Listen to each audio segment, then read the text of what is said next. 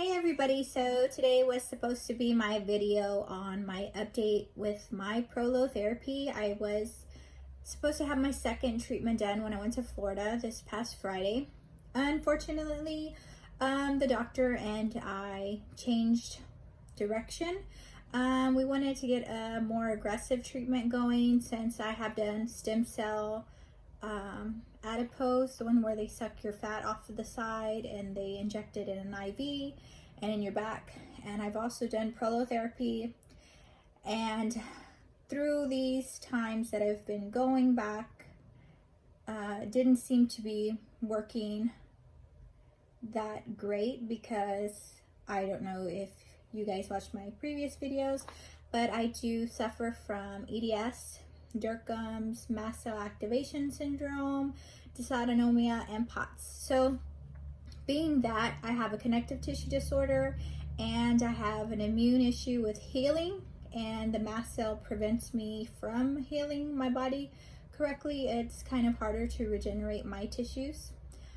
So when we discuss my mobility, kind of where I have been changing during the treatments, how I felt and what I can do on a daily basis, and the time and effort it is to get to Florida from Houston, we kind of reevaluated the situation. So during the visit, we decided to do the stem cell treatment.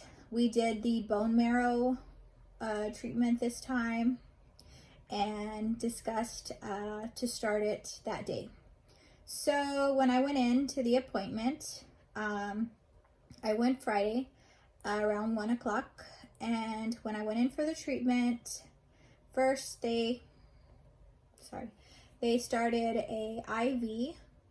During the IV, they asked me what side I wanted to get the bone marrow from, and I picked the left side because when I lay down, it's easier for me when I'm laying in bed that I can lay on my right side. So I didn't want to put too much pressure because they said it would be sore. So during the treatment, they did give me Vicodin. I normally do not take Vicodin because it makes me nauseous, but after having the prolotherapy treatments and a lot of shots previously, it was painful. So I know this was going to be more intense than before because they were going to be drilling into my bone. So I just took it. I took the Vicodin and I took a Xanax they gave me, and I also took a mask. It was a nitrous mask. You just inhale it. You breathe in through your nose, close your mouth, and it helps you to not feel as much pain, but you're still awake. So they kind of get you prepped up and get your back cleaned up, and the nitrous oxide, they turn it on. And once they turn it on, it kind of like, I guess you could say, makes you feel lightheaded, kind of like helium or something. It makes you feel like hallucinogenic would be my experience. I felt that it did help me to keep my mind off of the pain, but I did still feel the pain. I was still in pain, but having the treatment done was necessary for me because, as you can see, I'm laying down right now. Most of my days spent alive at this point are laying down, just moving like to the bathroom, to my room, to the kitchen, come back, and that's basically it. I currently don't drive in vehicles because my connective tissue, it hurts too bad when I'm in a vehicle. It kind of tears it and pulls it, so it's really painful for me to be in a car. I also have to wear a neck brace every day until after these treatments so that my neck can heal properly. That was also another thing. After the stem cell, they inform you to wear your neck brace every day. Try not to walk or move around unless you're going to go to another appointment, I guess. But most of the time you need to lay down and rest to regenerate your tissues. Now, for your case, I don't know, it could be different, but for me, mine is pretty intense since my body's not repairing, but it will start repairing every day from here on out, as I say. But it will start healing. So that's the reason I'm always laying down in my videos, because it's currently really hard for me to sit up at any point during any part of the day. As you can see, they did the stem cell on my arms because I was having a problem lifting my arms or moving them to do any kind of activity, cooking, driving, obviously, brushing my teeth, doing my hair, all those normal everyday activities. I currently have a tremendous problem trying to do them on my own, which is unfortunate for somebody as young as I, and going through this experience, it has been a life-altering change for me, and it has been very uncomfortable and lonely and very exhausting thing that some days, you know, I just want to give up on. But I got to keep searching for an answer to keep going, because that's the only choice that I got. If I stop, then I will fall back even further. So I must keep going on and trying all the treatments that I can in order to get myself to be mobile, or, you know, doing things for myself. At least that's my goal. My goal is to walk, just walk, period. To be able to lift my neck, to use my arms, and to feed myself, which is currently my goal plan for this treatment. And from there, then I will take baby steps to have a new goal. But I had to start small, and I guess that's my plan, because that's what I gotta do right now in this EDS life. But unfortunately, this is happening now, but it's making me stronger. Okay, now back to the stem cell. This is my other shoulder that they did. They did all around my shoulders. Last time I did not have the prolotherapy on my shoulders because I thought it was just my neck, but I told them just to do my shoulders anyways, because they are a really big pain for me, and not being able to move your arms to look at a phone, to, you know, get a remote or do things, like I said, is really hard, because you need your arms for literally everything, brushing your teeth, you know, and that was hard. So I'm just going to go over some of the paperwork that they gave me while I was there. So after they did the nitrous oxide, and I kind of like knocked out a little bit, not really as coherent as I normally would have been, they did a drilling on my bone hip.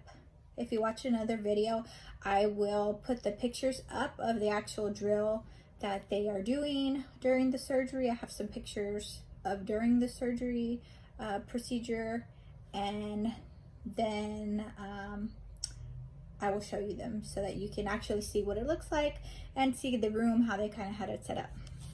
After they do that, they take the blood out of the bone, and I don't know, I was knocked out, but I know they put it in some syringes, and then they inject them in my body to where I need new ligaments to hold my body together, and they regenerate those areas so that they're tighter. And once they become tighter, then my bones will become aligned again, and I won't be compressing on my nerves, and my tissues will make me stronger so that I won't have pain when I'm walking or moving. The reason I'm having that much pain is because a normal person has tissues and they heal normally. Unfortunately, if I'm walking around, my tissues are tearing, but they don't heal as quickly, so it takes me days for them to heal. Or a normal person can walk around and do movements, and by the end of the day, their body's already healing and regenerating. And with EDS, your body does not. So your body tends to get shaky, it gets weak, it spasms, it burns. It feels like it's on fire a lot of the times because your nerves are misfiring a lot of the time. So it's just a horrible mess, EDS. So if anybody has EDS, try to watch my videos. I try to update information and stuff about EDS, about how I treat myself, because when I found out I had EDS, you know, there was like really no help for me anywhere. I had to kind of keep searching, and I think it's unfortunate that we have to wait so long to get help. It's been 3.5 years that I have been not able to do things, so it's very difficult from a person who used to get dressed up every day, you know. Okay, sorry, somebody was calling my phone, so they messed it up.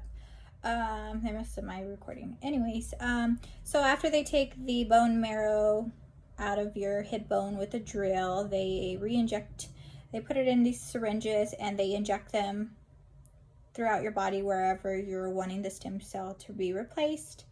And then from there, you have to wear your neck collar, you have to refrain from moving, and you go back in 6 weeks. So I go back in 6 weeks. They kind of gave me some directions for what you should do. They have like a spot on my back on the left side where they took the bone marrow out. They said that you need to keep that site covered for the next 3 days, and after the 3rd day you could take it off. I guess that's for help with infection, make sure that nothing gets in there, because they go really deep. The other thing is that if you take a bath, try not to wet the area. You kind of want to keep that part dry so that that tape doesn't come off. You also need to put an ice pack on that spot where they took the bone marrow out twice a day, just a cold pack. I just put ice in a bag and put it on my back twice a day. They say to do it for 20 minutes for a total of 2 days after the procedure. So today is Monday, and I went to the procedure on Friday. So sorry, somebody called me again, so it messed up my recording. Put on hold. Anyways, so after you put the ice packs on your body for approximately 20 minutes twice a day for a total of 2 days after the procedure, that's what they require so that the inflammation can go down in that area. They ask that you do not take a bath, get in a pool or a hot tub for the next 3 days. And they told me to check for signs of infection such as fever, pain, excessive bleeding, stuff like that. They tell you to make sure that you limit your moving abilities, such as walking, going up and down the stairs, but gentle activities are fine. So if you're a different patient than me, then maybe you could do light stuff in your house. It says starting on day 4 after your treatment, you can generally increase your activity or what is tolerated. Everyone is different. Me, I'm currently not tolerating very much, so that doesn't apply to me, but you could be different. I am just saying in regards to me. He also checked me for my hormones because they are really low right now since I've been having a chronic condition for such a long time. My hormones are really messed up, so it makes my menstrual cycle imbalanced and my body is always tired and fatigued. So that was something that he checked, and he put me on some different hormones based off of what my results were. And mine, I went to a compounding pharmacy. They're going to make a cream and I can apply it to my body so that it will help me to be where I need to be for my body to work effectively. And he also gave me like a handout of other creams and soft tissue support packs that he has a pharmacy that sells omega and soft tissue support packs, vitamin D, but I already take that. I've taken some already prescribed, so I didn't need that.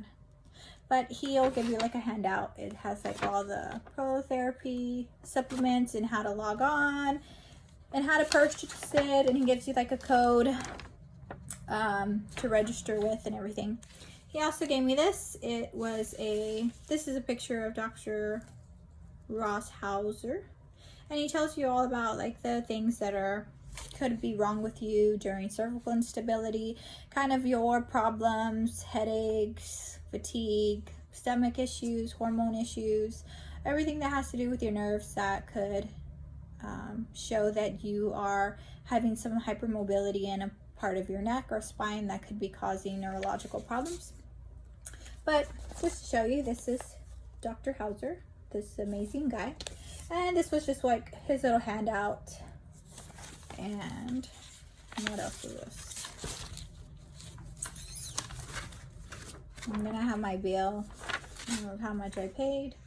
I guess if you want to know that, you could send me a message personally and we could talk about it, but it wasn't cheap. Also, during suggestions to reduce symptoms of, I shouldn't have done that. Suggestions to reduce symptoms of cervical instability. The symptoms of cervical instability are quite severe. They're disabling and may include neck pain, migraines, severe headaches, ear pain, jaw pain, face pain, numbness and tingling of the mouth and the arms, difficulty swallowing, visual impairments, dizziness, vertigo, lightheadedness, drop attacks, nausea, vomiting, sinus congestion, eye tearing, belching, tinnitus, tremors. And it says usually when you have nervous problems, it could be in regards to some kind of cervical issue that you're having, cervical instability. So it says stressors aggravate cervical instability. Maybe some people don't think that, but anxiety, depression, any of those kind of help to make your symptoms even worse because you're activating your nerves. And excessive turning your head, bad sleeping, you know, everybody needs a restful nice sleep. He says having a negative attitude is not good. Physical trauma that jolts or forces the neck to move. Poor posture. School, relation, work, financial stressors, all stressors put more havoc on your body. And especially when you're already sick, you're kind of like in havoc. So try not to put any more stress on your body because we want you to heal. I know they tell me that, and it's easy, more said than done. I say most people say they give you this handout, but I know it is kind of difficult if you are living this life like I do. Texting, computer work, weightlifting, and what does it say? Unhealthy diet,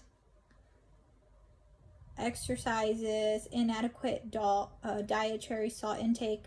That would be for people like me that have like POTS or dysautonomia, depending on if you have that or not. If you remove your collar too much and you're not wearing it, you might have increased symptoms. So he says to wear your collar.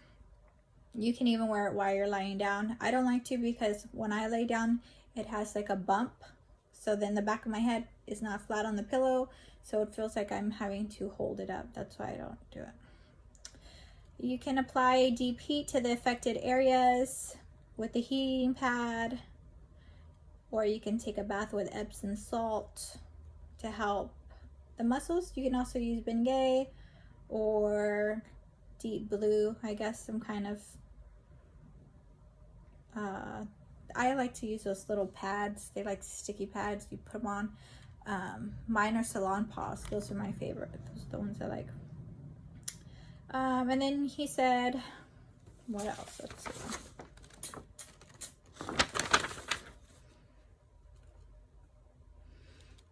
Oh, and for me, since I have mast cell, he tells me since I've had problems keeping my temperature adequate, that what I need to do is be cold most of the time. And when I am not cold, or I feel like I'm warming, my body's warming, to eat a lot of ice and have my house colder, so that if I do, my body does get cold whenever I have the AC on high, than just to drink like teas and stuff like that. So that way most of the time my body stays cold, because when my body gets hot from the mast cell activation syndrome, it hinders my body from repairing and prevents it, and starts releasing all these mediators that causes my body to fight the treatment that I did, and we don't want that to happen. So we kind of want to stay cool and not be hot. So that's fine, but I don't really like being really cold because I'm cold a lot of the time. So that's basically it. So if you guys have any other questions or things you would like to ask me about stem cell, again, this is I did the stem cell for the bone marrow. I guess, yeah, it's a bone marrow. And it, to me, on day, what is this? Friday. So I guess like with my third day out, I am feeling better. Not like better, like I'm gonna be healed right this second. No, I mean some of my pressure is alleviated in my shoulders, like, but I guess because they're kind of swollen from all the tissues, so maybe that's why my bones are not grinding as much because of all the inflammation, which is a very good thing because I feel good. So for me, on my scale of how I rate myself, I'm usually an 8 all day, every day. I would say I've gone down to a 7 in these last couple days. In my last stem cell treatment, I felt really great. The first month after my stem cell, the one I did IV, that one, it was with the fat re-injected. That one was really good. I felt really good for a while, but I guess it kind of diminished, and before the doctor didn't tell me not to move so much, and so I hadn't felt good in a long time, and I started moving around and trying to do things, and I think I messed myself up because then after a while the pain came back. So it was a short thing lived, but this time I got more information from Dr. Hauser. My first treatment wasn't from Dr. Hauser, it was from another doctor, but Dr. Hauser gave me a lot of information and informed me of a lot more medications to take and kind of like treatment of what I should do during the days, you know, how to keep myself healthy, how much to move, how much not to move, you know, just more information that I didn't get previously from other people, because I guess they really didn't know too much about EDS, but he knows a whole lot, and he has given me a lot of information. So if you guys have any questions, send me a message, or if you can tell me anything about your treatment or what you've done that has helped, you know, that would always help me. I'm always looking for other things to try and other people's information as to them living with these issues and what they kind of use. You know, anything would be helpful, because people that live like this, we're all in this together, and we all need to try to come together so we can combat this together so that we can keep going. Because in a life where you're chronically in pain, alone, and unable to fend and do things for yourself, it's, you know, really a life-altering experience, because you go from this one person who got up, got dressed, could wear high heels and fix yourself all nice every day, and, you know, busy and had life, friends and family and functions and things you're going to every day, that you're just going and going and going. And when something takes all that away, you think about who you are as a person, what you need to change, and what you've done wrong before that you weren't doing, like eating healthy or eating right. You know, you think about who you are as an individual, who your spirit is. It gets really deep.